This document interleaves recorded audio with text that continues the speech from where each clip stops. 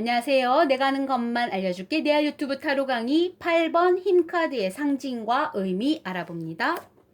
힘카드가 갖고 있는 무한대기에 초점을 맞춰보면 어디선가 본 적이 있죠. 이 무한대 기호는 1번 마법사 카드에서도 나와 있습니다. 그러면 마법사 카드와 왜 8번이 연결되어 있는지 그 흐름을 이해해야 되는데, 제가 한번 22장의 메이저 카드가 0번 바보라는 주인공이 여행을 떠나서 마법사도 만나고 누구도 만나고 이렇게 세계 한 바퀴를 돌아가는 스토리가 있는 과정임을 이해하라 하고 얘기한 적이 있어요.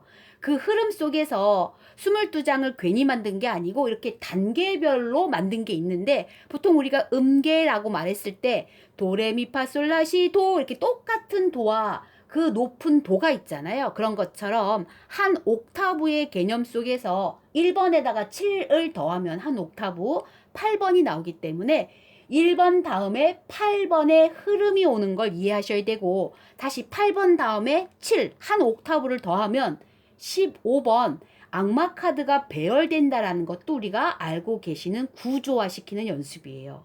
그러면 어떤 개념이냐면, 우리가 심리학에서는 본능인 이드가 있고, 그리고 나라는 개념을 인식하는 자아가 있고, 그리고 사회 속에 존재하는 슈퍼 에고가 이렇게 있어서 성장하는 단계별로 3단계가 있거든요.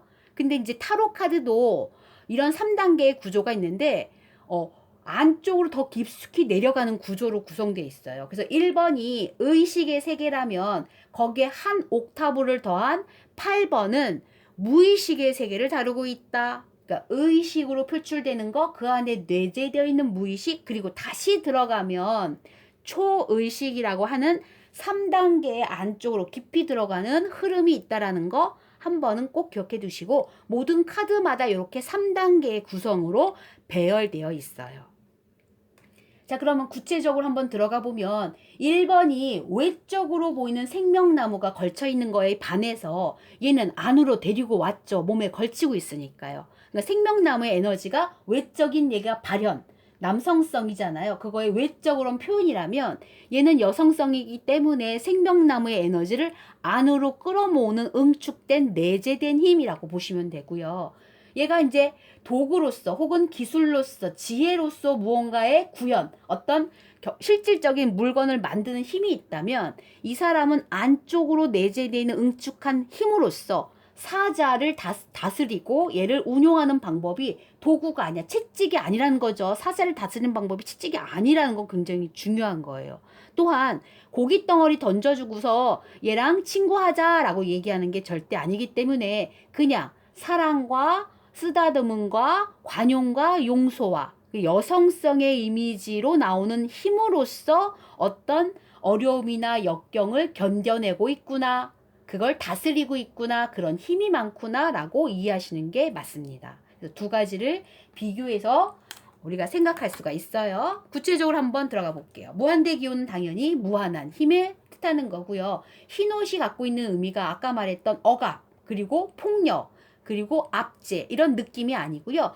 순진무구한 처녀의 순결성을 바탕으로 한 역경의 물리침, 역경을 내재된 힘으로 다루는 힘, 이렇게 생각하시면 되기 때문에 흰옷도 갖고 있는 의미가 굉장히 높아요. 그러니까 빨간 옷이나 검은 옷이 아니라는 거에 초점을 맞추셔야 됩니다.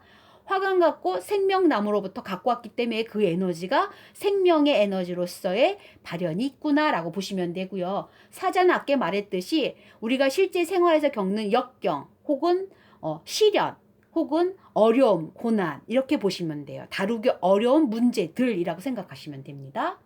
자, 그러면 의미는 어떤 뜻인지 볼게요. 0번 카드가 통제 불능이었죠. 걔는 신이 보기엔 정말 어리석어 막아서고 싶은데 통제가 안 되기 때문에 뛰쳐나가는 바보 카드거든요. 본인 뜻대로 해야 되니까. 근데 이 8번은 내면의 힘으로써 뭘 해요? 통제를 가능하게 하고, 그 통제가 억압이 아닌 뭘로써? 여인의 부드러움으로써. 즉, 너는 내 친구야 하고 사자한테 말해. 그럼 사자가 알아들어? 그럼 남들은 이해 못해. 사자가 어떻게 사람의 말을 알아들어? 근데 그렇지 않다고. 얘는 사람의 말을 알아듣게 되는 거예요. 왜? 얘의 부드러운 설득력과 용서와 관용의 힘이 내재된 아우름을 통해 이 아이를 통제할 수가 있으니까요.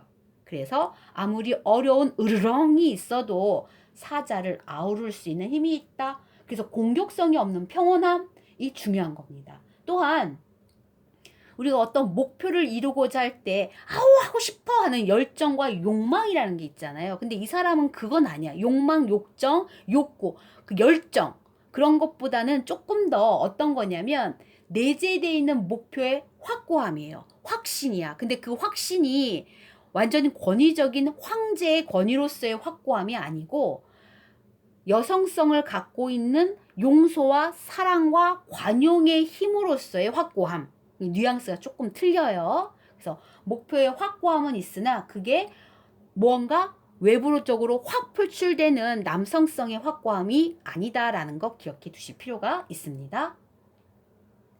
다음 시간에는 정방향과 역방향 해석 사례 들어갈게요. 구독해 주신 많은 분들 고맙습니다.